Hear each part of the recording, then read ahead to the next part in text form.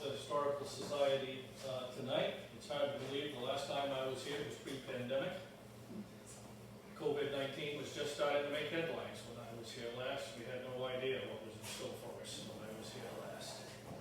When I spoke last time, I talked about my grandmother's, my father's mother's side of the family, and how my research into her line took me backwards in time and back to Wales to find my roots. Now tonight, as you probably guessed by my title slide, I'll be talking about my father's side of the family. But tonight, coincidentally, the story originates also in Wales, but we'll follow the story forwards in time from Wales to Frankfurt. Now, I'll use my family story as the structure for the talk, but I'd like to blend in general interest genealogy and town history along the way. And through that, establishing a few themes. There's a couple of points in the presentation. I'll even open it up, for some comments on your family history as well. But this is an open invitation to interrupt me anytime that you wish. We can go off on a tangent. My slides will keep me fairly well organized. But if you see a theme develop, you want to go in a little bit deeper, stop me, and we can go there. To establish my first theme, I'd like to tell the story of how the Blethen family got from Wales to this little town in Maine, Frankfurt. So let's dive right in. The first Blethen in America was one John Blethen. He was a Quaker from Wales. And he came to America and settled in Salem, Massachusetts. We know he was there by 1680. That's the first records we have of him. But those records would imply that he was already quite well established by 1680. So we believe he was there probably 5 to 10 years earlier than that. Didn't quite make the Mayflower, but he was there very early. We do know that he died during the winter of 03 and 04. He made out his will late in the fall of 03, and it was put through probate in February of 04. So he died somewhere in that window. Now, history has whitewashed the circumstances of his migration to America. The textbooks say that they all came for religious freedom. Wasn't quite the way it was. My ancestor was literally kicked out of England. He was considered a religious wacko and was put on a boat and sent to America. He was forced out of his own country, as were almost all the Quakers in England at the time. When he got to Salem, things weren't much better. The Puritan persecution of the Quakers is very well documented. And life was still hard for him there. Despite all of that, he was relatively successful. He left a pretty sizable will of goods. He did not own his own home. The Quakers weren't allowed to own land in Salem. He leased land, but he built a home on that land. So, in a room full of history buffs, somebody could probably tell me what was going on in Salem, Massachusetts in the 1690s. That was the famous witch hunt. Now, I might be oversensitized to the subject here, but you won't find it in the textbook, but it was essentially the Puritans burning the Quakers. That's what it was all about. Little urban cleansing. Now, John was an elderly man in Salem in the 1690s, but his son, John II, was middle-aged, raising a family in the 1690s, and he decided that this is no place to raise a family, and he got his family out of Dodge, essentially, and went to Swansea, Massachusetts. Now, Swansea is right on Narragansett Bay. In those days, it was considered part of the Rhode Island colony, and Rhode Island had a reputation for being the one place in America that had true religious freedom. So he went there, met with some success. Alas, his wife died very young, so they didn't really have much to stay there for. So he moved to Maine. The genealogy of the Blethen family tells us that he moved to Phippsburg. The records show otherwise. At least he made a 2-year pit stop. The records say is in Falmouth.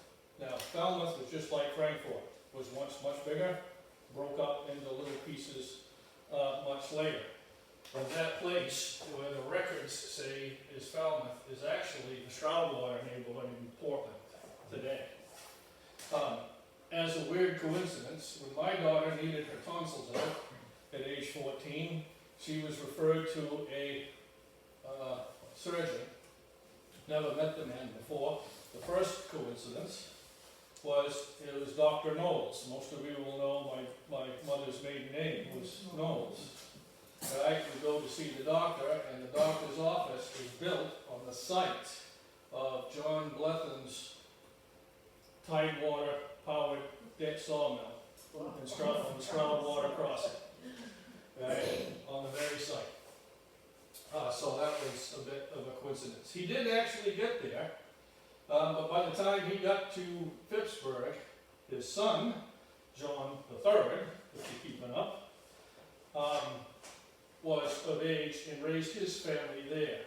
Now this John was quite prolific. He had lots of children. The family was enormously successful there, and they tried again with another tidal-powered dam there, sawmill in Phippsburg. Now Phippsburg today, that's the home of the Popham colony, one of the first colonies in America.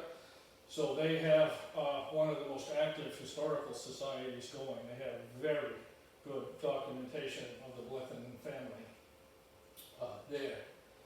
Because of John's many children, most of the town of Phippsburg is now a descendant of the Blethen. Pretty much the entire town. But what is well documented in all of that is their motivation for settling there. They specifically went to Phippsburg to establish a Quaker church. Today we call it the Society of Friends, but the motivation is well known and documented, that's why they moved there. Now, along these lines here, you'll see these circles here. That is the person that I descend from, so if you want to follow along there. Now Levi, I did not descend from, but he also had lots and lots of babies. And as a result, everybody in Phippsburg knows the Blethen name. Now, from there, though, his youngest, one of his sons, Joe, settled in Durham, which is another coincidence. He moved just a little further up the coast. Well, once again, it's very well documented in the history of Durham that they came specifically to plant the church. That church is still active, still on the original site in Durham. Now, he was very successful, raised a whole brood, but there was a little bit of a rift in the family. Still staunch Quakers.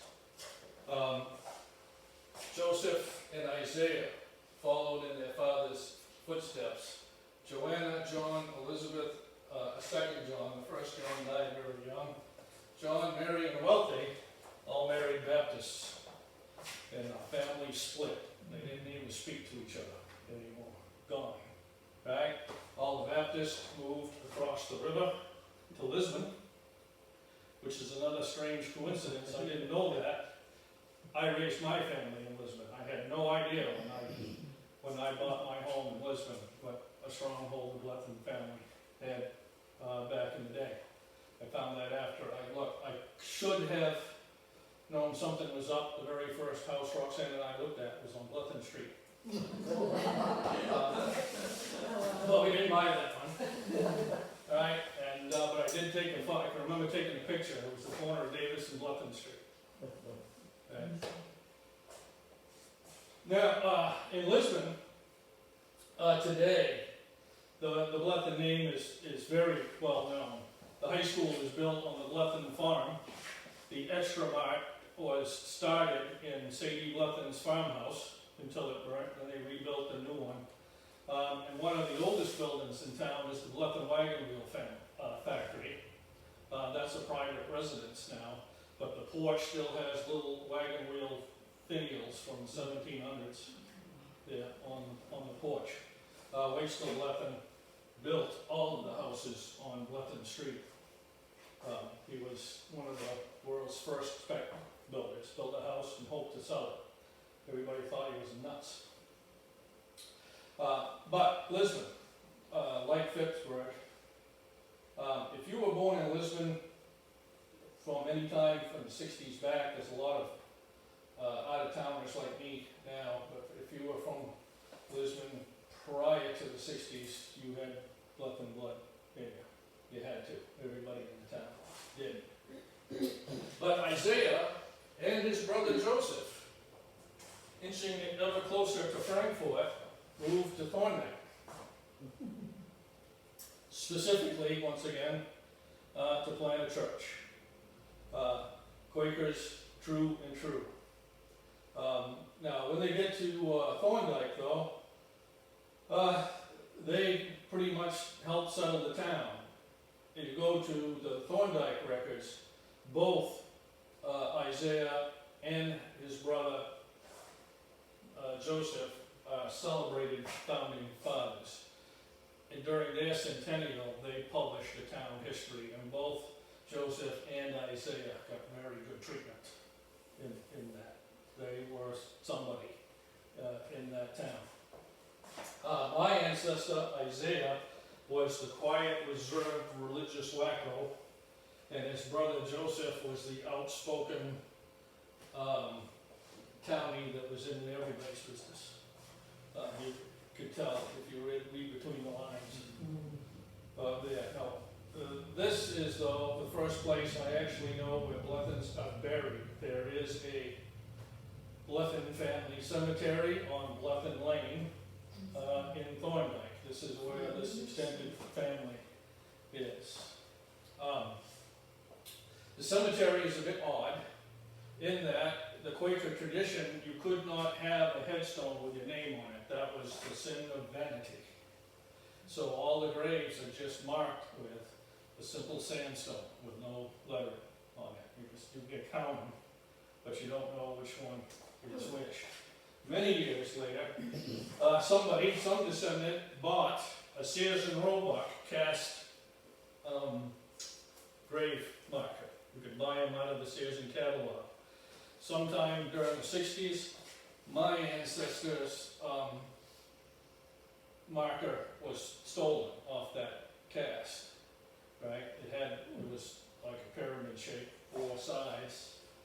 And one was stolen, so a bunch of my cousins got together. We found somebody that still made it, right? And I still have the mold that they made when they cast it. This was actually Isaiah's father, Job, and Mary. So we're inching closer and closer, because my ancestor was Isaiah's son, John Chandler. And he changed the whole line of Blethen history.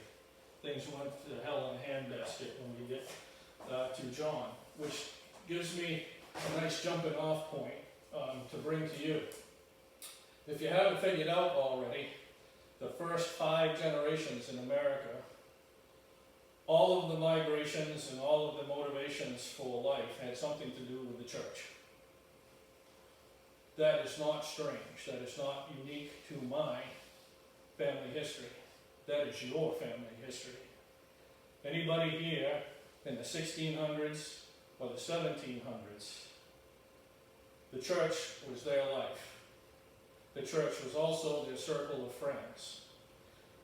The church chose who you married. You had to marry within your own church. If you do any level of genealogical study, you'll find that there was a lot of marrying cousins. That was out of necessity. They lived within walking distance, and they went to the same church. That's the way it happened. So if you have not, in your family history and genealogy, if you have not studied your family's religious heritage, right, you've left a major part of your family story behind. There is never a better time than now to start with that, because all of the church records in the country are now being digitized. They were left for last, except the Catholics. The Catholic have been digitized for years. But now the Quaker Church, the Presbyterian Church, the Methodist Church, all of their records are being digitized by volunteers, so now is the time. And there's a large Quaker history present on social media, and this is where I get a lot of that from. Has anybody here studied their religious heritage back? I'm back 13 generations. I know I'm a geek. I know a lot of people don't get that. Right? But it's taken me 45 years to do this too. I was thinking that how long it took you. I didn't do this last weekend. Yeah. But then we come to John Chandler Blethen, breaks the chain, if you will. He is the one that brings the family to Frankfort, albeit in a rather strange and awkward way. He was born in Thorndike, originally as a bachelor, settled in Thorndike, but he eventually purchased a couple of pieces of land in Frankfort. He ended up marrying a Frankfort girl. But, right, I can find no evidence that he ever lived here. Right? His family did. I can't find any evidence that he did. Now, Chandler was a mariner. I only know that. His son's obituary tells that his son was a self-made man because his father was a master mariner and died very young. That's all I know. Essentially, for me, in my study and my research, he disappears from planet Earth. Right? So, he is my embarrassment in my research. He is the hole that I just can't seem to get. In a few moments, you will know everything I know about this man. But essentially, he gets the family to Frankfort because Abigail has to come home to mom, right, after he disappears. So let's take a look at Chandler and see what he's up to. The 1840 census shows he is in Thorndike, living next door to his brother Appleton in Thompson. Appleton is buried in Thorndike. Thompson is married in Swanville. I know where they are. Can't find Chandler. Chandler bought the mountain lot in Frankfort. He bought it from one Isaiah Clark. This lot is right at the top of a long hill. Most people, I'm looking in the room, most people remember the Wattons that lived right on the corner at the top of the hill. It was that land. It went down to where the Thompsons lived when I was in town, and then Joe Bishop lived closer to the railroad tracks. It was that strip of land up there on the hill. He also owned land in Frankfort, according to the records. I don't know if you can make out this map from up back, but this says it's in Frankfort. A closer look, this is the village of Winterport. At the time, Winterport and Frankfort were all the same town. Chandler bought this big piece of land next to Marine Street. Close, he was a mariner, it made sense for him to own land with saltwater frontage. And but like I say, he bought the land. I have no idea if he ever lived there. Can't tell you, no evidence is to be had. But I do have one artifact from Chandler. I consider this probably one of the most important parts of my family history. I'd like to read it to you. The handwriting is bad, so I'm a bit awkward, and sometimes I get a little choked up reading it, so pardon me, if you will. But it's dated April the 28th, 1845. It's a letter from Chandler. Dear wife, I take this opportunity to inform you of my health, which is very good at present, and I hope these few lines will find you and my 3 boys enjoying the same blessing. I have shipped aboard a vessel to Bucksport, bound to Bangor, and then to the Banks for $18 a month. We could not all get a chance to go all in one vessel, and Isaiah and Razio went to Castine, and I have not heard from them since. And I expect to return in about 4 months if nothing happens with my wages. I shall try to be very saving of my money, for I find some lonesome hours when I am absent from my little family, and when I wake up in the morning, I do not have the pleasure of having my 3 boys calling Pa, Pa, and this brings the tears to my eyes. Give my love to father and mother, and likewise all my enduring friends, and I am yours forever, God knows. And in the postscript below, he writes, I write in a hurry, and I have not time to give any instructions about the farm or anything.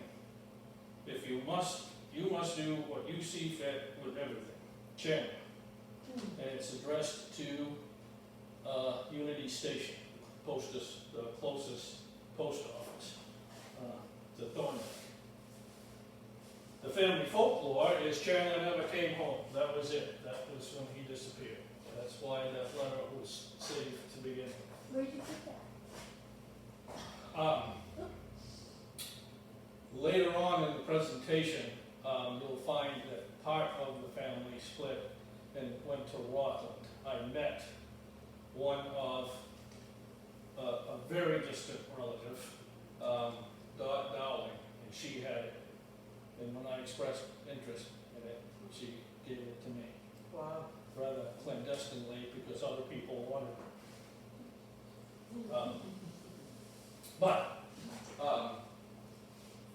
That is probably, to me, that's probably the most important thing I have.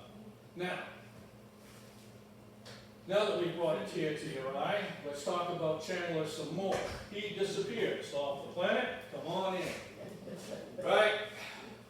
6 years later, one Chandler Blethen, a seaman born in Maine, the right age, shows up in a hospital. He's been to Liverpool, England. He's in the hospital 1 week with delirious with fever. He gives his marital status as widowed.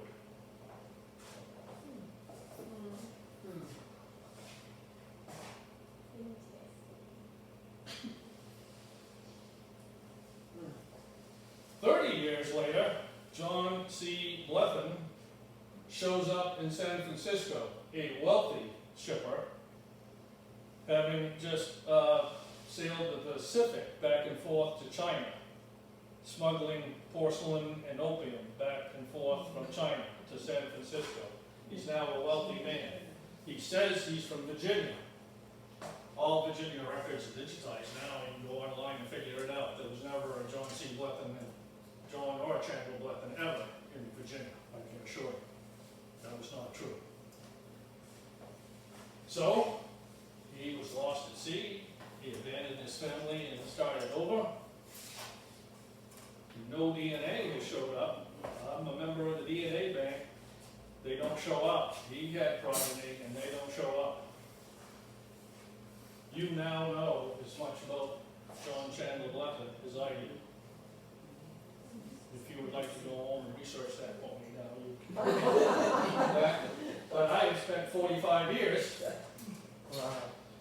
doing that, just that. Now, that left his wife, Abigail Tyler Blethen, to raise the family without him. Abigail was a Tyler. If you here in Frankfort, you probably heard of the Tyler family. They were big in town, right? And she was the daughter of Dominicus and Rebecca Tyler, and they lived up right where you would expect them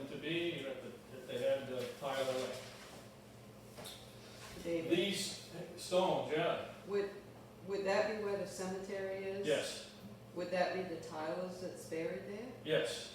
Those stones are in the Metcalf Cemetery right at the top. Now, since you asked, that stone was reported stolen this winter Right. by the landowner. Dominicus Tyler, just I think in February, I think I emailed you. Yeah, you did. That's the stone. Robert has told us that some of the stones was thrown across the road, the old Belfast Road, Robert, Yeah. down Well- over the bank, but When there's. Now, there is There's a cemetery there. there is a cemetery on the other side of the road, going down over the bank oh, over the there road. is. What's that called? You don't have a name. It's Oh, not documented at all. My brother Aaron, has a camp on Swan Lake, and when he moved in, there was a map left. There's a map of Frankfort there, and that cemetery is on the map across the road from Metcalf. I've been in the woods there once. The only one that I found, or any evidence of a cemetery that I have found in there, there is a huge, perfectly square hunk of granite, a little bigger than the card table here, perfectly sawn. It looked like there was gonna be a big monument go up, but it looked like it was abandoned. It's in the woods there. Because when you grow up right across the street, you know, Right. the kids are in the woods all the time. so that's going up the hill, the old Belfast Road, that would be on the left? Yes, the Metcalf Cemetery's on the right, where you Tyler turn. Lane is on the Up right. across the road, going down the bank towards Route 1, Did not know there's another cemetery there, or evidence of one. that. Like I say, my brother has the map, and I have seen the big stone. Yeah, Okay? thank you. Right beside the road. Right, these were side by side, because this one is missing now. This one is just as you see it. I was up right after that was reported stolen. There was a break in the snow, so I drove by and actually, this one is still there. I just saw it just recently. Yeah. And perhaps this is where I should mention that every other time I've come to the Frankfort Historical Society, I've urged people to go fix that cemetery. David, Hey, David, David, huh? we've had a gentleman offer to find the stones if, he thinks some of them are buried. Yeah, And he will help find them yep, if we could get 2 or 3 volunteers. you have. And I've told the select people, but so far that hasn't happened. So, I will participate. well, you know the gentleman, it's Charlie Smith. You talked to him when Oh, you were okay, here yeah, before. yeah. He's offered to help find Yeah. those. All right. What does that stone say? I cannot read it from here. The one. This is Dominicus Tyler, died July 12, 1837, age 69 years, 8 months. This is Rebecca, wife of Dominicus Tyler, October 6, 1851, 82 years, something months. So how does that tie into Abigail? That's not one of her sons. No, this is Abigail's parents. Oh, okay. Dominicus, isn't that a great name?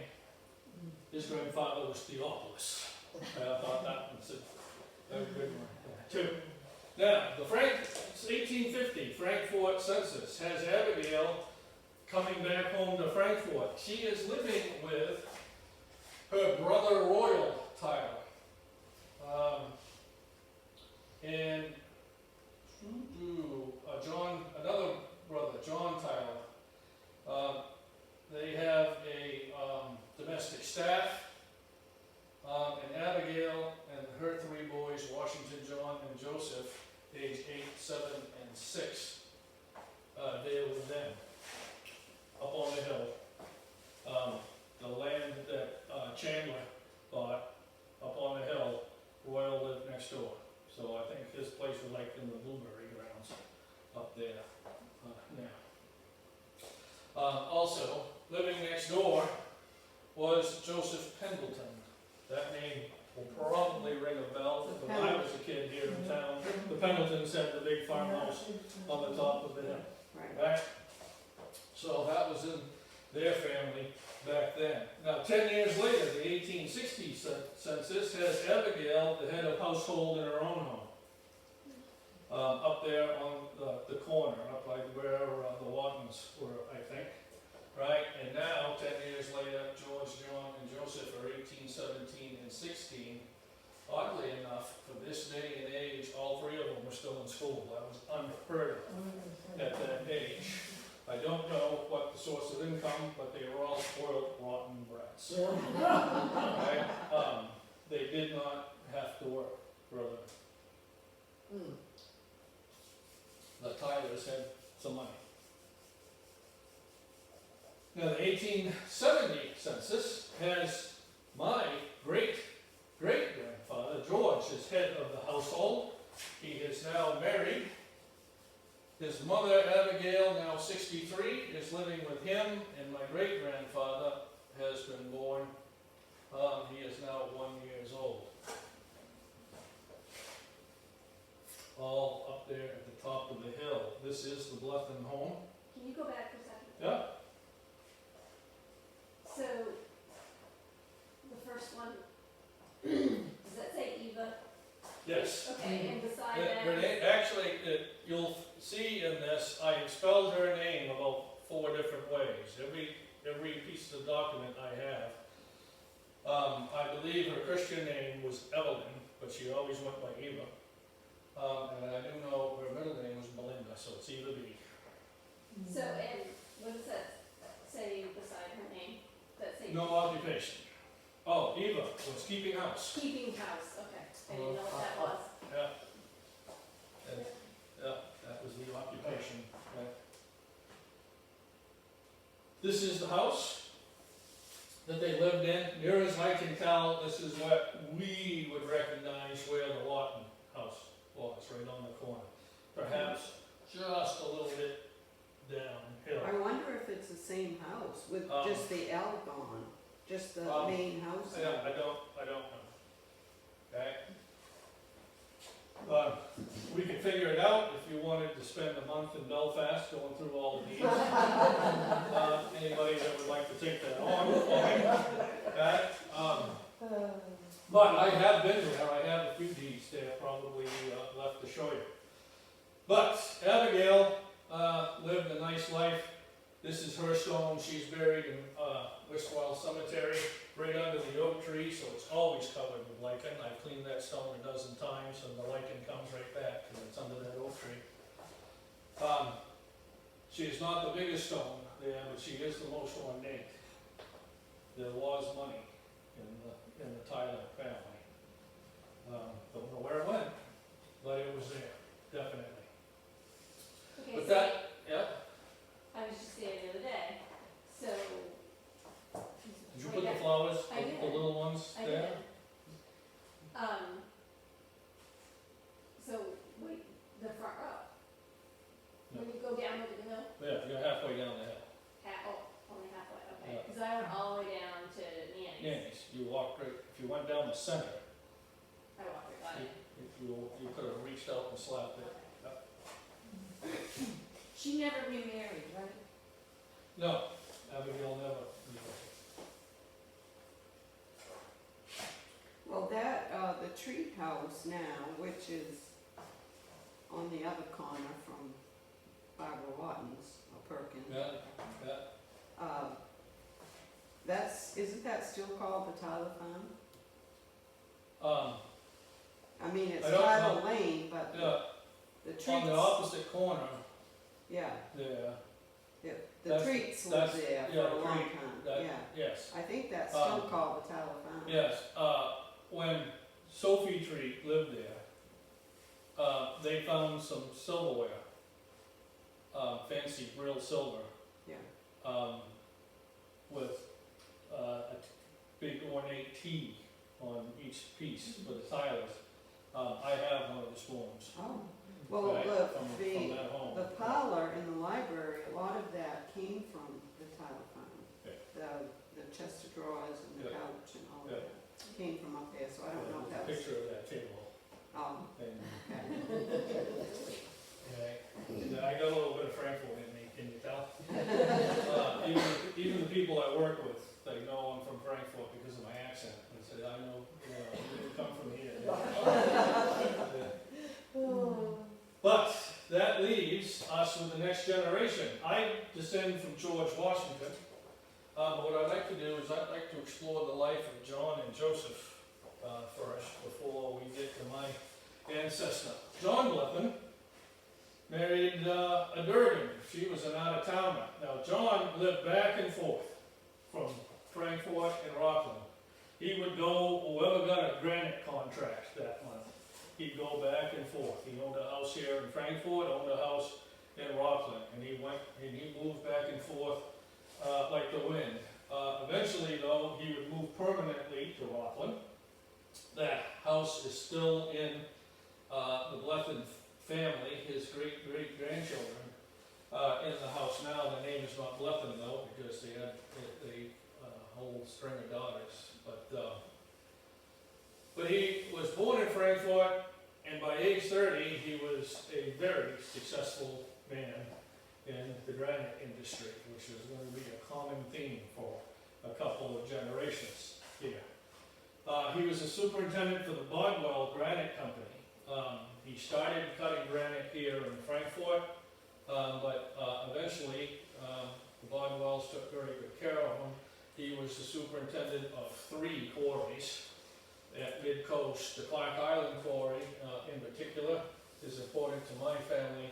He also had the Spruce Head quarry, and also important to my family was the Vinyl Haven quarry, because he put my ancestors in charge of those quarries.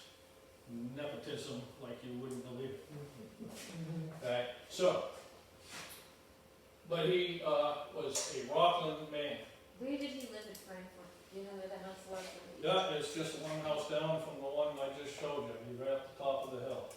So they started chopping up the land and giving it to each son. I think there's a picture of it coming up.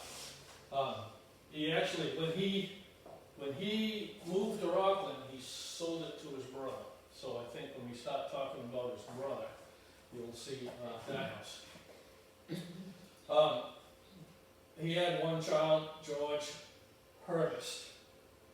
A lot of conflicting documents. Some people say that man's middle name was Herbert.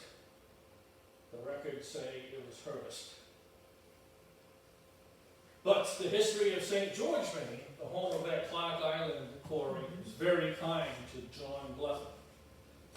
John was a big man in town, very religious and very generous man. The history of St. George tells the story about a major contract in town, not John's contract, was cash on delivery. Most of the town had worked for an entire winter cutting cobblestone for a New York firm, and when it was all ready, the entire winter's worth of stone would be bought, and the men hadn't been paid since they started. And the agent from New York got locked on his way up to Maine, so the town never got the money, and pretty much the entire town was starving to death. Well, John Blethen just got a contract, right, and paid all the men in town in advance, right, so they wouldn't all starve. John Blethen also, according to the history of St. George, out of his own money, paid, built, and hired a Finnish-speaking minister, so all the Finnish immigrants working in the quarry could have church services in their own language. So,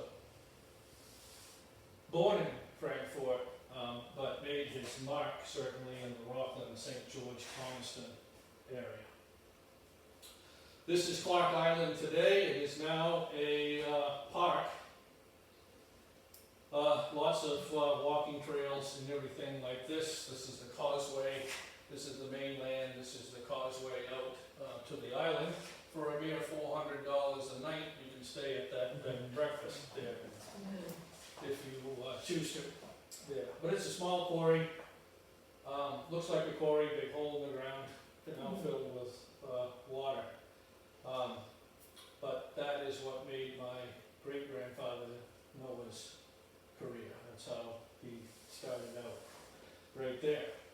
The death of John Blethen made front page news in the Rockland paper. Died of a heart attack in his friend's house. It recounts his son, George Purvis, succeeded his father as superintendent of all of the quarries. Before he died, George retired from business. He wanted to run for mayor. He served 3 terms as mayor of Rockland, but he was finally ousted because of his ultra-conservative politics, and later served as postmaster. His death also made front page news in the Rockland paper. So that's that little branch of family. Frankfort born, but made their fame and fortune in Rockland. That entire extended family is buried in the Seaview Cemetery. This is right outside the driveway of the Samoset Resort. Half the sudden, right? If you come out that driveway and lose the brakes, you're gonna run right over this guy's stone. Now, also, what I think for this group, it would be very interesting, is Joseph. Joseph was not nearly as successful.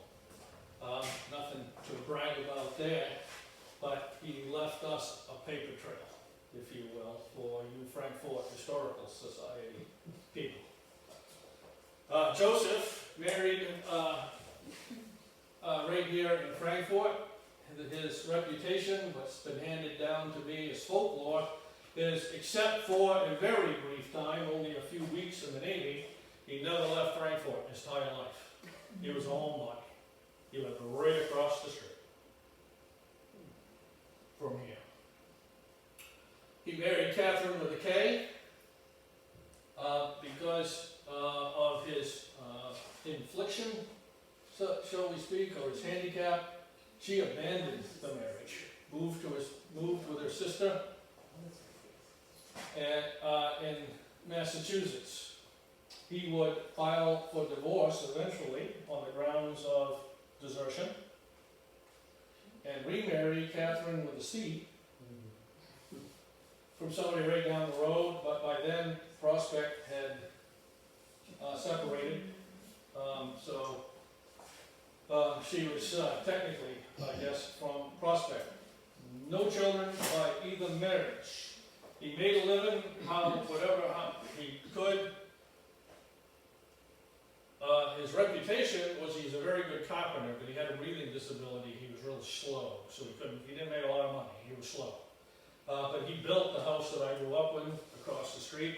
He built the house that is right across the street. In a few minutes you'll see the picture that is no longer there at his home, right across the street. I don't know, but I think he also built the house that burned where the gun shop is now. Did your folks ever know that? Yes, They did. yes. They knew he built ours. And I don't know about this one. But no children. He did a little bit of farming, and the main register, lists him also as a livery stable owner. Here, you'll see his mark here. More interesting, though, I think, to this group is his veteran status, if you will. At age 16, Joseph Blethen was discharged on account of disability. He enlisted January 1st, 1862. He was discharged in April 21st. So he was only in there from January to April. He enlisted in the Civil War, went to Boston for training, immediately caught the measles. He got the measles so bad he had it in his lungs and he could never breathe right after that.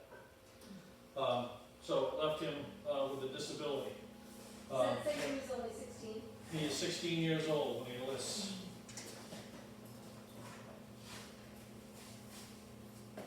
But he comes home, tries to make a living. Life is good for most of his life. Eventually, Joseph dies. Well, when a Civil War veteran dies, somebody gets a pension. The widow gets a pension. What do you suppose happened? 2 Catherines applied for the pension. Catherine with a K and Catherine with a C. Right? And there was a fight. And this is what I think is interesting to the Frankfurt Historical Society, Fold 3, which is the website for historical military records, has a 200-page affidavit on Joseph Blethen and the battle for that war pension. Everybody in town wrote to the federal government in defense of Catherine with a C, saying what a bitch Catherine with a K was, and she was no good. Right? The clergyman, the postmaster, the selectman, anybody who, that record is a who's who of Frankfurt. All handwritten affidavits. The federal government says the soldier made an application for divorce, which was granted nisi on January 10th, 1889, and under the laws of the state of Maine, where the application was made, a decree nisi in absolute could not be ended up until 6 months after the decree.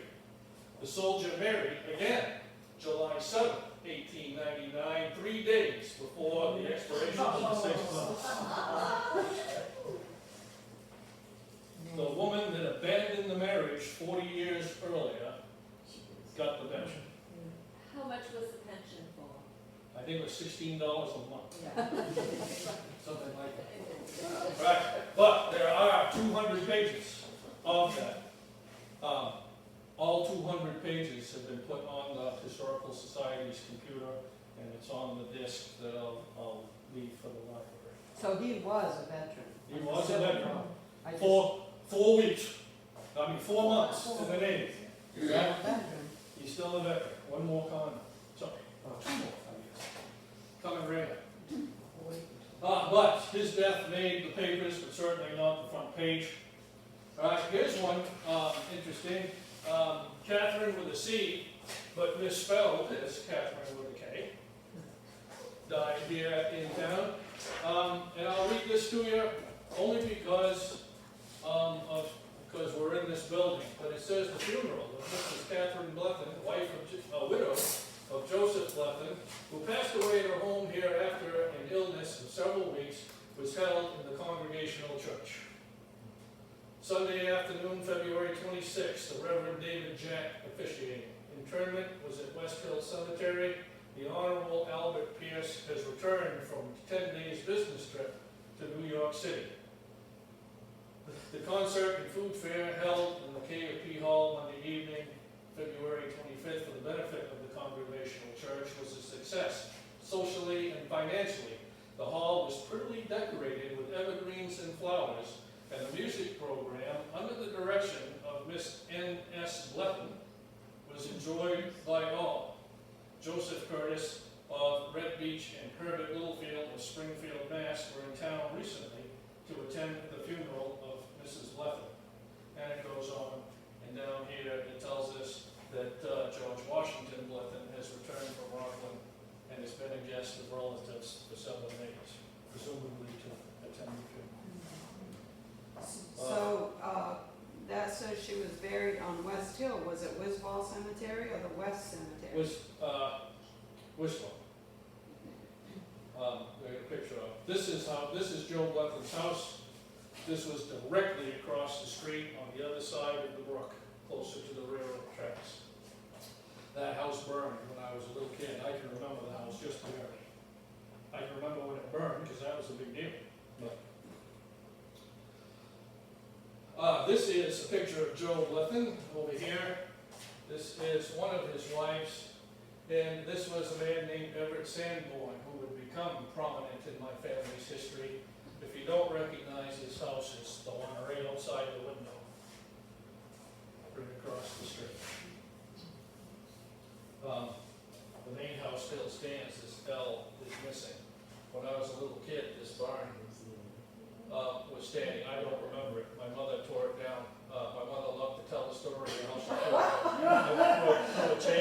she threw a chain over it and hooked it up to the car and just pulled it over. That's Joe Blethen. Joe and Catherine with the C. Both married up in Wiswell Cemetery. And somebody thought of him and planted the flag. This is an old picture, but I was up there earlier this evening. Somebody attended to that grave. The somebody is sitting in the room. Right? Robert puts the flags There you up. go. 62 flags scattered in 4 cemeteries. There you go. Thank you. Somebody keeps track of them. All right, but that brings me to Abigail's child from whom I descend. This is George Washington Blethen, the first Blethen that I actually have a portrait of. This is a tintype. Now, George was actually born in Thorndike, but of course, at the death of his father, Abigail brought the boys in, and they grew up here in Frankfort. He did go to Rockland briefly, but he married a Frankfort girl, so that pretty much anchored him here in Frankfort. He married a Sanborn, Eva Belinda Sanborn. This is the only other picture I have of him. I believe that picture was taken at his cousin's house in Rockland. I have with me tonight the original marriage certificate of George Washington and his bride, Eva Belinda, signed by intentions to marry by the town clerk, James Atwood, and married by Upton Tree here in Frankfort. That one is the original. Let me see where this is going to go here. George Washington Blethen died very young, at age 28. I won't bother to read this one. I'm looking at the clock. I'm only half done and I need to hurry. But this will be up here afterwards there. But this is George Washington Blethen's uncle wrote to his widow after his death. Not a tearjerker, if anybody is interested in that one. Right, but George Washington had 2 children, Noah Sanborn, from which I descend, and George Washington Jr. Both were born here in Frankfort. In keeping in the order, let's take a look at what was going on. This is George Blethen's house. I believe this was one house down from where the Watkins was, so probably my age group would remember the Thompsons, so it's just a little bit lower. They're starting to split the land up, if you will. Here's another shot of the same house. This is in the Blethen album that I have borrowed, and that is this letter that I have handed down. Now, after he died, his wife, Eva B., was a young widow, so she would remarry a storekeeper here in town, Harry K. Cooper, who kept the store up here. It's pretty much where the tanks set up here where the village store is now. There was a building closer to the corner there back then. But he was a storekeeper. She would have 2 daughters with that man, Grace Cooper and Maud Cooper. Here, the 1880 census has them all working together. Harry Cooper is the head of household, Eva B., Noah Blethen, George Washington Blethen Jr., and Maud Cooper was born when that census was taken. Before we completely abandon that side of the family, neither Grace nor Maud ever would marry. Grace found work in Bangor as a bookkeeper, and Maud was a dressmaker. They were the Mary Tyler Moores of their day. Never married, fended for themselves. Both of them born right here in the village of Frankfort. This is another very important photograph, I think, for me and my this is the extended family, if you will, here. This is my great-grandfather, Noah Blethen, his eldest son, John, his wife, Eugenia, his mother, and this is his stepfather, Harry Cooper, his stepsister. This is another stepsister. This is his uncle, Everett Sanborn. He will become a very prominent figure in my family's history. And this is his son and daughter up here, I think. So where is that house, the Cooper house? Was I don't know.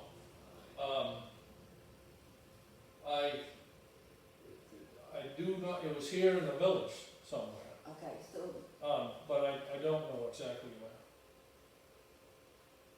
so she moved in with him, not he didn't move in with her? Yes. That's what- And she pulled a little stunt when she remarried. Secretly, she went to Belfast and went to court and had papers drawn up. She gave full custody of both her boys to her brother before she remarried, in case something went south with the marriage. He had full legal custody.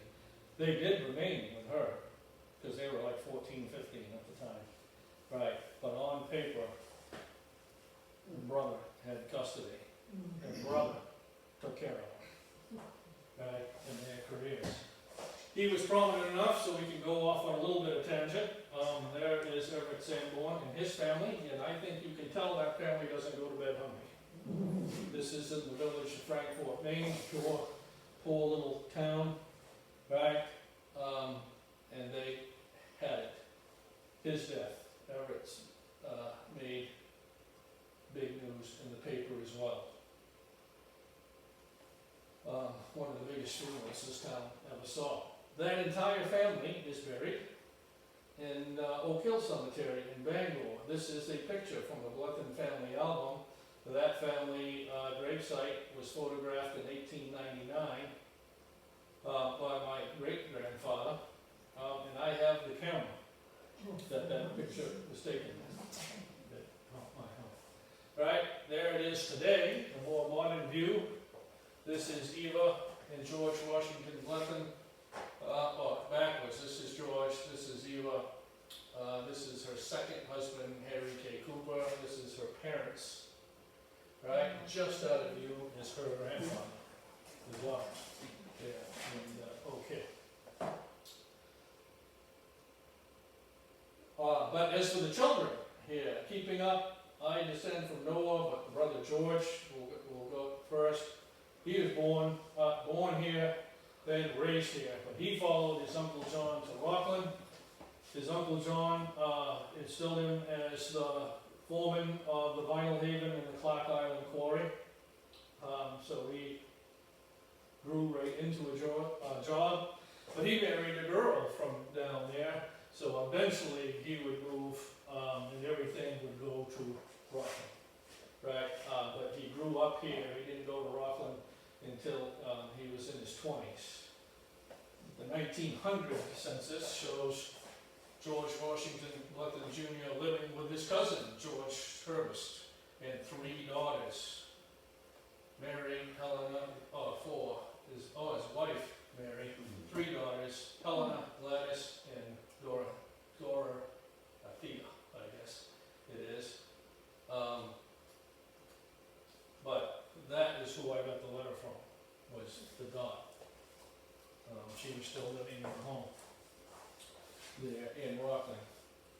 So she was the oldest Blethen I ever met, I think. By 1930, though, something has changed. George Blethen Jr. is now is now head of household in his own home, shacking up with his sister-in-law.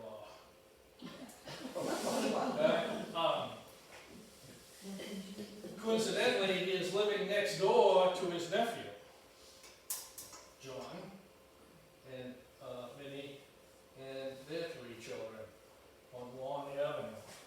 It turns out that George Washington Blethen married Hilda Maud Richards. Here is George, his wife, and two children, Everett and Catherine or Kitty. I'm sorry before, did you say Minnie? Huh? Did you say Minnie? Minnie was the neighbor, Oh. John and Minnie. Because there was a Minnie Yeah, in our. there's another generation coming. Right? So, Everett was the son. Some confusion about whether her real name, because she always went by Kitty. Some conflicting records, whether it was Catherine or I can't remember. But they come up with a different real name from Catherine. Hilda would die. Her sister, it's a picture taken the same day. This is Hilda and her sister, Mabel, with the two children. Her husband would die almost simultaneously, and George Washington Jr. would marry his widow's sister shortly thereafter. So that's why they had them in the same home at the time. Now, Everett is a bit of a study in and of himself. His family was in Rockland. Everett spent no time in Rockland. He spent almost his entire childhood at his grandparents or cousins here in Frankfort. He was essentially raised in Frankfort. Everett is the middle one here. I can just barely remember Everett. He died in the 60s. He was a huge man, right? And personality every bit as big as his stature. He was all there. When he walked into the room, you knew it, right? He was a graphic artist. He painted that sign. This is what I can make out of it. If you didn't recognize the setting, the stone shed is in the background there, and this sign was to solicit volunteers to help build a road. And I think it was the road that was, I think it's the Laughing Road there, where it's half of it's in Frankfort and half of it's in Prospect or something. There was a little fight over whose road it was and who was going to pay for it and all of that. So they were trying to outdo, the two towns were trying to outdo each other. Here is a picture of Everett at the Frankfort Quarry, admiring a stone. I have no idea why he was admiring a stone in the Frankfort Quarry, but if you'll allow me to speculate, his gravestone is the biggest park bench you've ever seen at a Frankfort Granite. Wow. That is in Rockland. And we have another Catherine with a C. I didn't know until quite late in my research. Her real name was Catherine. She went by K. That K was the only name I ever knew it from. Many of you know that I'm a ham radio operator and a radio geek. I have Everett's 1936 Zenith Transoceanic shortwave radio in my home today.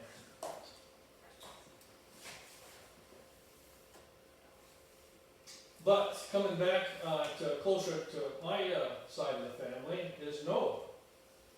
Noah was born in Thorndike, grew up in Frankfort, and followed John. Wait a minute here. Yeah, all right. He did go to Rockland very briefly, but Noah married a Frankfort girl, and so he decided to reside right here in Frankfort. Now I say a Frankfort girl. His wife, Eugenia Grant, was actually from Jackson, right? But her family bought the Frankfort Hotel up here on the corner, so she was back and forth. And she was from away, you know, so Noah latched on to her.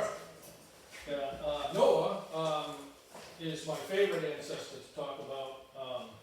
He was another one, spoiled rotten. Grew up His diary recounts art lessons and dancing lessons, violin lessons, right? So apparently he had to work for it. But he grew up in a fairly easy household. He would have 3 children, once again, John, a very common name, my grandfather Oscar, and Emily Christine were the 3 children. Here is a picture of Noah with his bride and 3 children, the eldest John in the back. This is my grandfather Oscar in his christening gown, right, and his sister Christine. This house is on the old Belfast Road, up the top of the hill right before you get, most people here would know Al Lane's, where Al Lane lived. It was right up next to there. And if you take a look at the picture, you could probably tell that this man doesn't go to bed hungry either, right? That he is doing well. This is his home. I have an earlier shot of the home there when it was first built.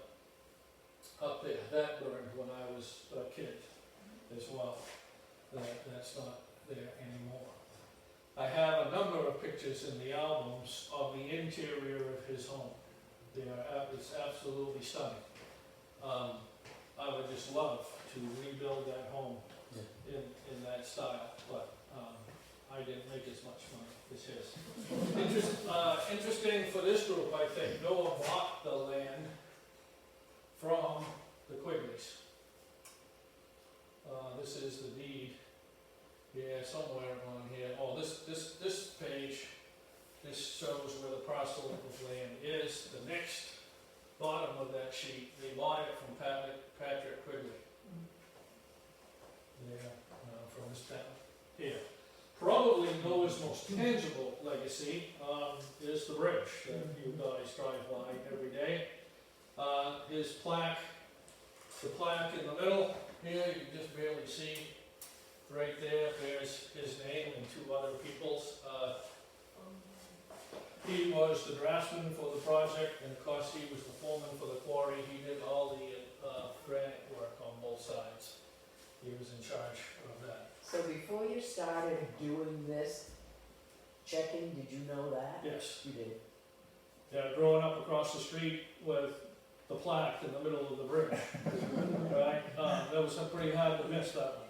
But you knew Yes, he was yeah, I relative. knew that he was my great grandfather. Do you know who the children are on the bridge? Huh? In the picture, do you know? That is a friend of mine from work who does drone photography, and his specialty is church steeples. Oh. I told him about this one. The next weekend he was up here. Oh, wow. And he took all kinds of drone footage of the village, right? And I told him to get a good picture of the bridge because I wanted it for this presentation. Yeah, and this is his wife and his daughter. Okay, see. Oh, that I think was just taken last year. That's a brand spanking new one. Yeah, this is at the stone shed. I don't know where this ended up. I do see a column, granite column, suspiciously like this in front of the New York library, but I don't know where this came from. I do know that this is my great-grandfather Noah, right there. Alright, so we had something to do with that. Also interesting with me, I have it in the album here. I think is pretty neat to be handed down through the generations. This is a telegram sent by my great-grandfather Noah to his brother George Washington Jr., who is now at the Vinyl Haven Quarry. Please come home. Mother is very, very low. Come home. A couple hours later, he sends another telegram, supposing that his brother has already left for Frankfurt. He sends the telegram to Miss Luda Blethen at 50 Home Street. That is the family homestead. that sent me in a tizzy for about 20 years. I tried to figure out who Luda Blethen was. There's a picture of her in the album. I have a piece of paper addressed to her. I can assure you, at no time in the history of Maine was there ever a Luda Blethen born or married into the Blethen family. Right? It was an enigma for 20 years until her great-granddaughter contacted me, asking me who the heck the Blethen family was. Luda and her two sisters were poor peasants from Etna, Maine. Their mother died and their father couldn't take care of her. So the Blethen family, having some money and having a lot of friends with money, they convinced their two neighbors to take in the two oldest daughters as indentured servants. Luda was too young to be an indentured servant, so the Blethens, George and his wife, adopted Luda. And it took a long time for me to figure out how in heck these people even knew poor peasants from Etna, Maine. It turns out that George Blethen's wife was originally from Etna, and these were her next door neighbors. And how many Ludas did you look up before? Um, How many were there? Well, fortunately, Luda is not a cool common name, Right. right? Her name was Luda Church. After I found that out, then information kept flooding in, Luda Church. She actually married a guy from Union, Maine, and then later moved to Massachusetts. Daughters and grandchildren are all in Massachusetts now. But that's the power of the internet today. People can get a hold of you. There. Noah was not only a big cheese, he was the estimator and draftsman for the granite quarry down here, had a prominent position there, but he had interest in almost every other town business in this village. He was the silent partner of almost every store and hotel in this town. This tells about the Frankfort Supply Company, Burton, and later on it tells that Noah was one of the principal financiers of that. So he had many money streams coming in, if you will. He wasn't dependent entirely on the granite industry. The 1920 census here in Frankfort shows Noah's household is, I'm ahead of myself, the 1910 census shows Noah and his family living up on top of the hill with a full domestic staff at the time. The 1920 census, though, shows that Noah and two of his grown children have gone to Milford, Mass. Once again, moving to where the granite was. Big contract down there in Milford, Mass. The two children would not remain there. They would come home. His wife, Eugenia, did not go to Milford. She stayed home with the oldest son, who is now residing in Bath. Had gone to Bath, which, as a coincidence, that's where I worked for employment. Noah, his wife, and his sister and his stepsister are all buried in Mount Hope Cemetery in Bangor. Have no idea why that was chosen. I think because Maud was the first to go, and she resided in Bangor. That's the only reason I could pick. Noah and Eugenia remained separated for the last 8 years of Noah's life. They would never divorce, but they remained separated. She lived in Brunswick, he in Milford, Mass. He would die of a heart attack while bowling with his mistress. And it made the papers. Oh, God. Oh. So, there was no secrets there. But Noah had 3 children. John, Oscar, my grandfather, and Emily Christine. Emily was married twice but never had any children. Before we get to my ancestor, we might go down that John. Now this is the one that Renee asked about earlier. This John Blethen married one Minnie McDougal and raised his family, 3 children, all in Rockland. John was born here, but Minnie McDougal was from the Skowhegan area. And their son John was actually born in Lakeview. Now Lakeview is no more, but Lakeview is the little hamlet right outside of Skowhegan. You probably heard of the Lakeview Theater. But Grace was born, I think, in Rockland.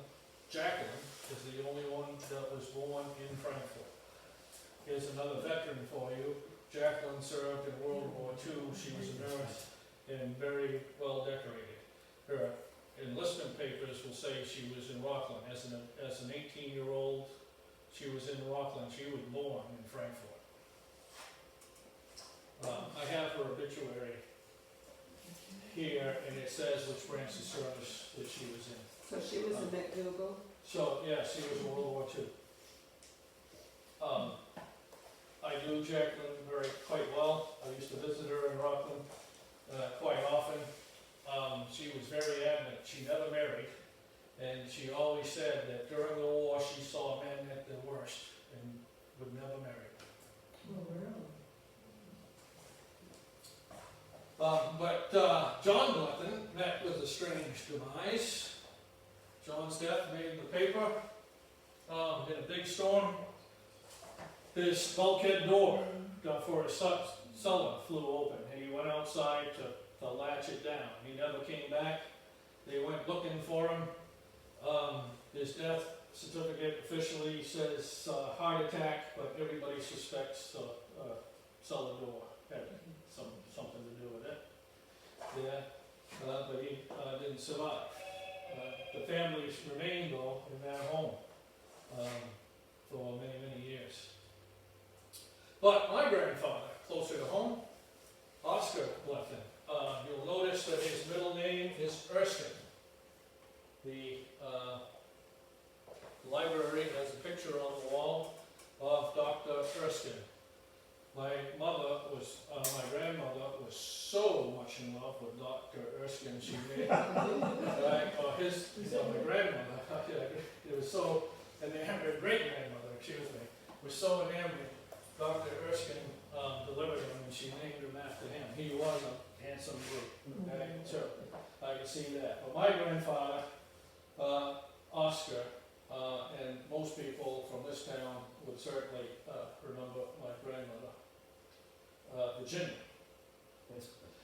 Oscar was born here and raised here in Frankfort. Oh, I take that back. I think he was born in Thorndike. Like his mother went home to somewhere, had a baby, and come right back. But they were all living in Frankfort.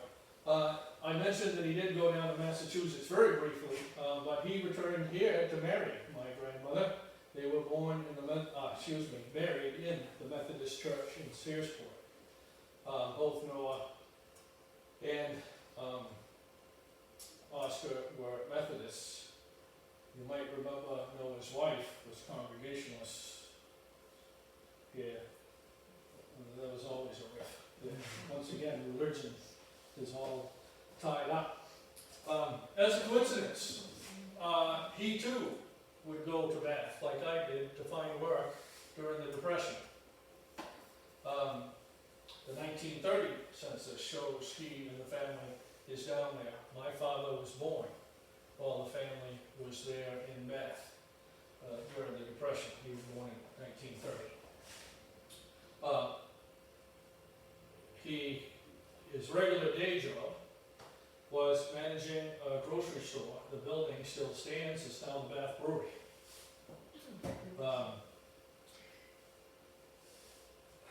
Oscar was a very talented violinist, and he was principally employed as a violinist by the Hyde family. That means nothing to this group, but if you're from Bath, the name Hyde means something. The Hyde Mansion is now one of the most expensive celebrity private schools in the country. But he would play the violin there every Saturday night, because Mr. Hyde entertained every Saturday night. So he would go and play the violin at all the parties. Does that violin playing tie in with Frank Ford in any way, do you know? I'm not sure. I have his violin. Oh, It's not an Alva Bachelor. It's just your basic violin. And when he died, he was making his own practice violin, and he died before it was finished. I have that one as well. So, he did find fortunate fame for a brief moment, 5 minutes in history, right? He won second place for the Palmolive soap window commercial. Yeah, it was a national contest by Palmolive soap, right, for window dressing, and he came in first runner-up, right? This is his, the store there in Bath. The window is still there, and I am usually on the inside looking out of the Bath, at the Bath Brewery. Looking out that window, right? But alas, Oscar died at age 36. He supplemented his income working at Bath Iron Works as a job lawyer. During the Depression, if they had work, they would just come to the gate in the morning and they'll say, I'll take you, you, and you. He was never a permanent employee. In the winter of 1936, a piece of ice fell off the crane and hit Oscar in the head.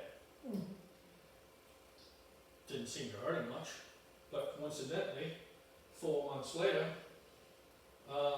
he died of a cerebral hemorrhage in the home of his brother John, next door to George checking up with his sister.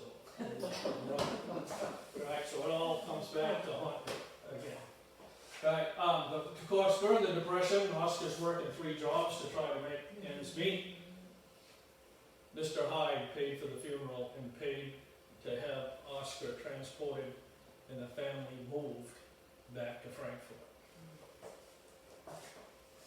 Oscar and my grandmother, Virginia, are both buried up in Wishwell Cemetery, all the way down the hill, almost to the bottom. That is her handwriting. Yes, this is my Nanny Ginny's handwriting. And I am wearing a ring that Oscar gave her. And she was librarian for 28 years. Yes. Yeah, I was gonna say, most people in this town will remember my grandmother, the librarian, throughout from the 50s, 60s, and into the 70s. This is her retirement picture, right, at her retirement gathering, and this is she at up on the upper bridge here, in a much more fashionable time. This is my grandmother at the quarry. Went up there with a picnic. This is my father. Wow. And somewhere I have written down what this woman's name That's is. Beulah Thorndike. Is it Beulah? Yep. But they were up on the quarry for a picnic that day. But their children, my father had one older sister, Vi. I chose this picture. If you can't tell, this is the library. This is the little entryway to the library. She's standing in the lawn there, up there at the library. My Aunt Vi. This is Vi on the lawn of 10 Week Street in Bath, Maine. Coincidentally, 10 Week Street is in view of my office window. Now this is by Thibodeau, right? Right to the Yeah, okay. Yep. I was born in Hamden, in the home of a midwife. Vi would marry Reno Thibodeau. This picture was taken, this is the entryway to the library, right here, that was handpicked just for this group. There, and they would raise their family in Winterport, first on the Coles Corner Road, right? And as the family grew and grew, they would eventually move downtown. Vi and Reno are now deceased. They're buried up in Oak Hill.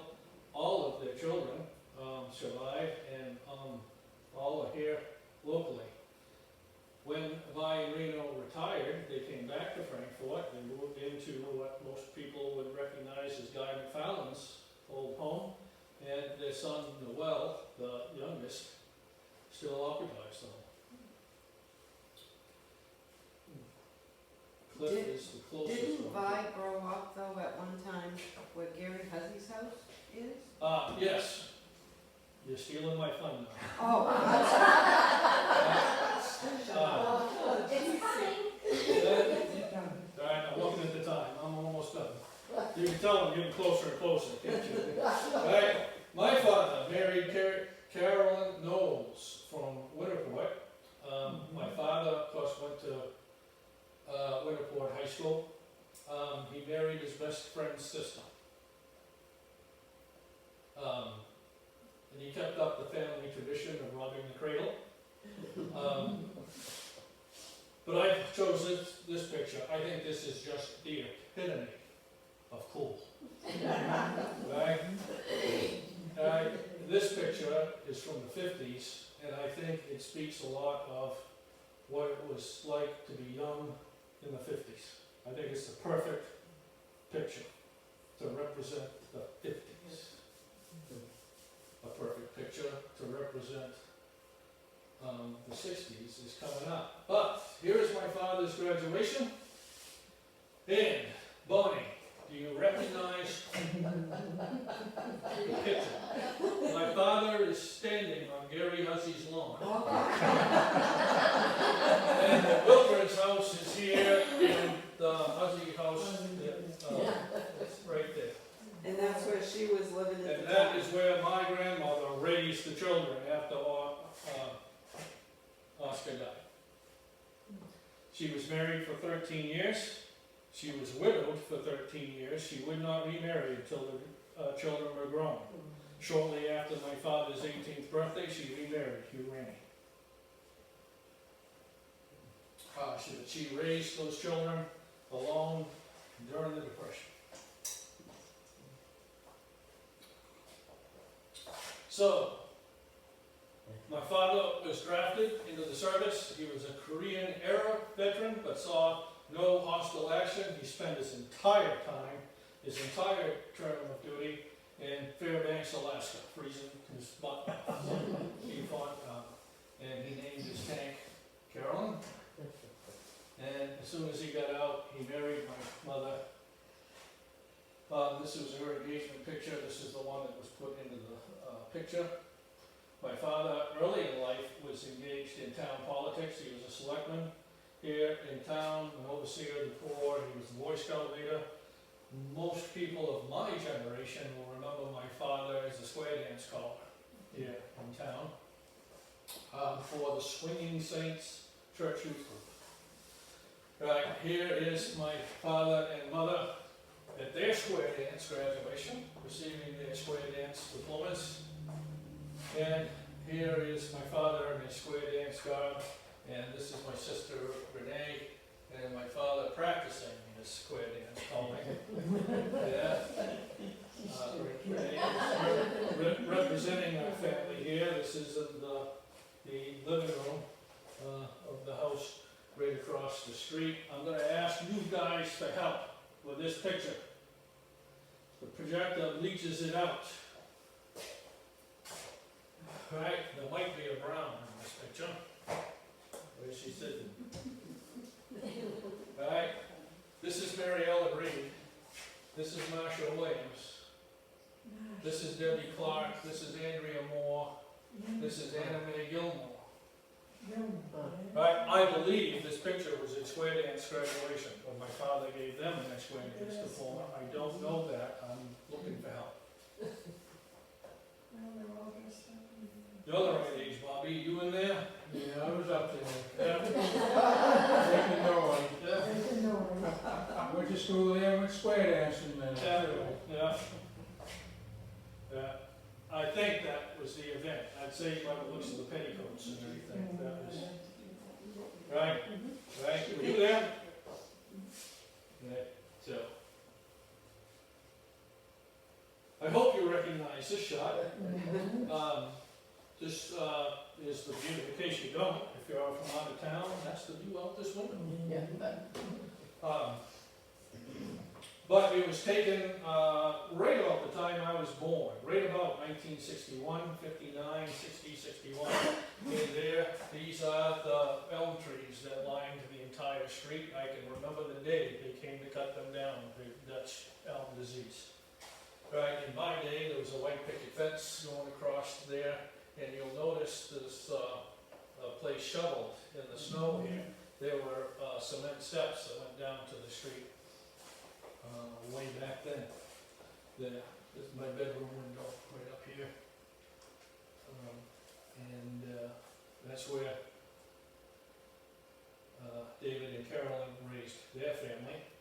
This is what it looked like the day my mother moved out, or thereabouts.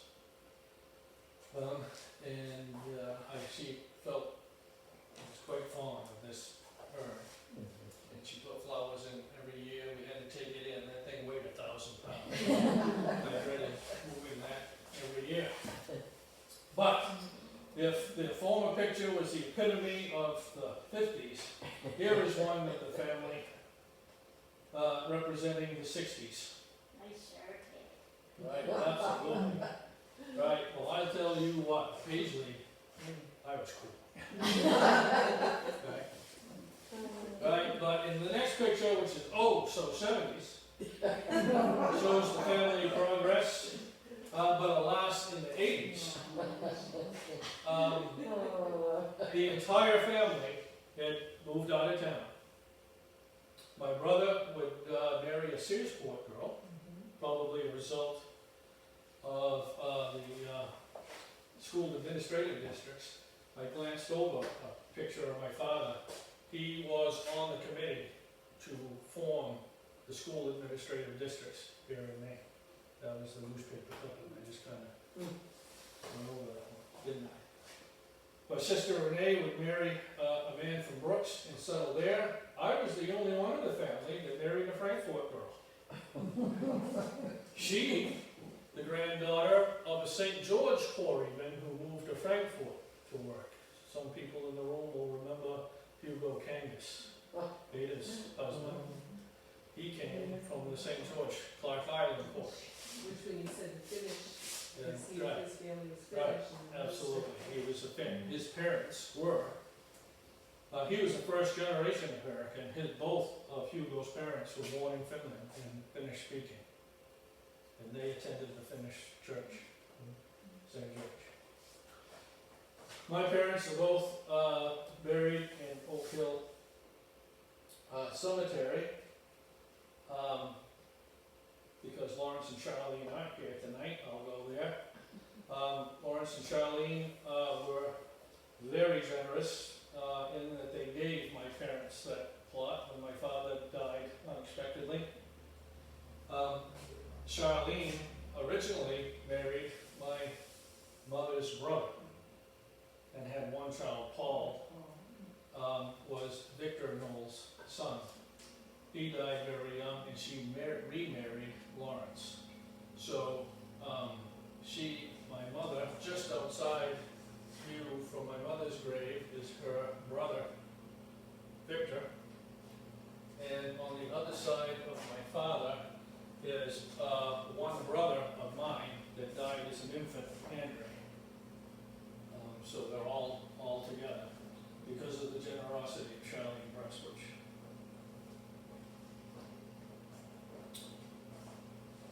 So that takes the family out of Frankfort. 6 generations here made their home here in Frankfort. there's a couple of points that I wanted to leave you with. Genealogy and the study of family history is a lot more than just collecting a bunch of dates and facts and figures on paper. It's a complete rebuilding of your family history, your family's life, their struggles, all contribute to the person that you are today. I tried to point out that religion and other matters of faith were significantly more important to our ancestors than they are to people today. But back then, their life depended on what happened with the church. Mine might have been a bit exaggerated, but all of your ancestors were affected the exact same way. Economic concerns were always and will always be a factor. Traditionally, natural resources controlled. This town grew on granite. Many towns in the area grew on the timber industry. But natural resources were very important. Today, the service industries are more important to us. 100 years from now, genealogists are going to be talking about the migration away from traditional natural resource control to office type work. That will be the subject of somebody speaking here 100 years from now. Also, where you went to school today, in later years, that determined your circle of friends more than the church, the school administrative districts. Right? That greatly expanded the people that you knew. All of these factors should be documented in your family history. Your circle of friends, your religious affiliations, all of these factors. It doesn't matter what family you're from, it's part of your heritage. And now is the time to do it. All of these church and school records are being digitized now. If you tried to do it before and failed, go back at it again. They're all becoming available to you. And just for fun, right, I thought I'd throw in a couple of things here that this group from Frankfurt might like. Here, this is my Aunt Vi and her husband Reno, and this is Clifford and Alina Anderson. If you didn't know, my grandmother Virginia, half-brother, was Clifford Anderson. Right? So this was at the birthday party there. This is the Anderson home today. It's still owned by the Anderson family. These pictures were taken in the summer of '42 when my great-grandmother's sister was visiting from Chicago. Right? This is the Frankfurt School right next door. And this is, let me see, where is she? This is my grandmother Virginia. Right there. And that picture was taken from the other side of that building. What year, do you know what year that was? My grandmother was born in 1903. She looks to be about 10, so let's leave it at 1913-ish. Yeah. You mentioned the library and the furniture from the thing. This is the last time I spoke. Yeah. Yeah, it was at the library in the room, and all of my stuff was laid on that table. This picture was taken in the 50s. Here's a picture of Main Street from my parents' driveway, probably about 1970, I'd say. My wife's grandfather, Florian, lived in that house. This and this building, which is gone now, that was Harry K. Cooper's store that I mentioned before. I know you guys are heavy into the honor roll. I do have a couple of pictures of that in my collection. This is Alina Anderson. This is my great-grandmother, Anna. I can never remember all her names. I stumbled with this one, right? You give me a minute. This is Anna Christine Scoblin, Emerson, Anderson, Emerson Gray. Oh, gee, yeah. Right? You forgot it. Right, yeah. October, That's what it's at. Emerson Alley, there. She had this habit of marrying men on their deathbed. To inherit their house, right? But this is the old honor roll. My great-grandmother, this is Olena Anderson, this is her daughter Sally. And I'm trying to date the picture because I can't figure out who the baby was. This picture was too old for her son. When was the? So, when was that monument picture put taken, there? people? That honor roll, I believe, was put out in the 40s, 44, I think. Yeah. And taken out in the 60s. Yeah. So, that little child probably would be like in the 50s, early 50s, or late 40s. No, she didn't have babies until later, so I don't know. Haven't been able to figure that out. In the album that I have here, this is a picture of the village of Frankfort. You can just make out the church steeple here. All of these buildings, almost none of them are here anymore. But you'll be able to pick them out, I think, in the original. And I didn't know about what Mary Ellen would be here tonight. I had put this one in for free. That's the Marsh Stream Road going up, where they had the ice jam back in the late 60s, early 70s. And because I know this group is into art, I have 3 pictures to end this. This is under glass, so it's kind of a lousy picture. But this is a painting by Noah Blethen, the result of his art lessons. This is chalk and watercolor. And this is in the home of my sister Renee. This is in my home. You might recognize this from a photograph, but this is a chalk on top of watercolor on a canvas. This was painted by Noah. And who are the men? Huh? Who are the men? That is Noah And on the left, and George, his brother, George Washington Jr., on the right. I have a photograph of that pose with me here tonight. And I think the jewel here, this is not in my possession, this is in the possession of my second cousin, Janice Blethen Kramer, from Union. This is in oil on canvas with a wooden backing. It's inscribed on the back. It was painted by John Blethen for his uncle George Blethen.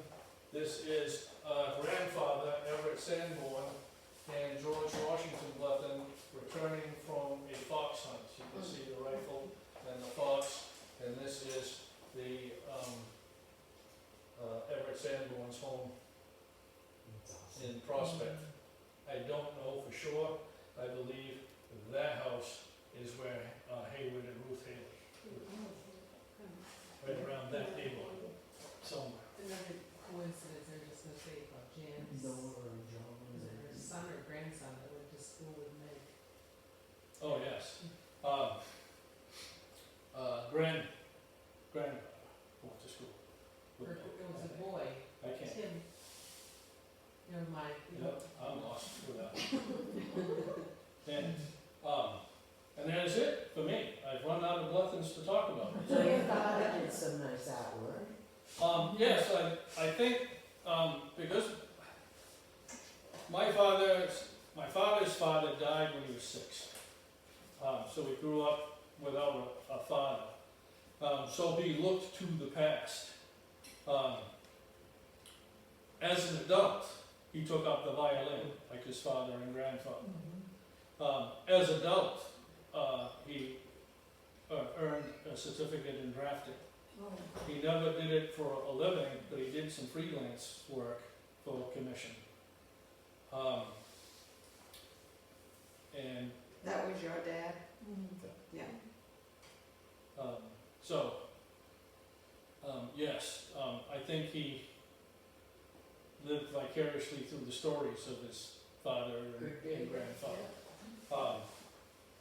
Noah, because he was so successful and prominent in this town, was talked about a lot when my father was young.